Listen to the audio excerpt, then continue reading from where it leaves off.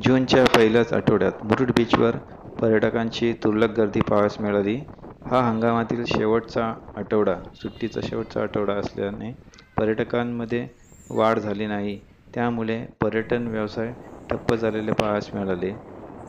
उष्णतेचा पारा खूपच चढलेला असल्यामुळे पर्यटकांनी घरातच बसणे पसंत केलेले दिसून आले. या समुद्रकिनारी असणारे बग्गी, उंट, घोडेस्वार, घोडागाडी, स्पीड बोट, सायकल हे व्यवसाय ठप्प झालेले दिसत होते.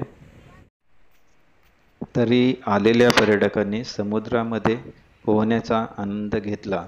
खवळलेला समुद्र काही प्रमाणात शांत झालेला दिसून येत होता. उष्णतेमुळे अंगाची लाहीलाही होत असल्याने पर्यटकांनी मनसोक्त पोहण्याचा आनंद समुद्रकिनारी लुटला.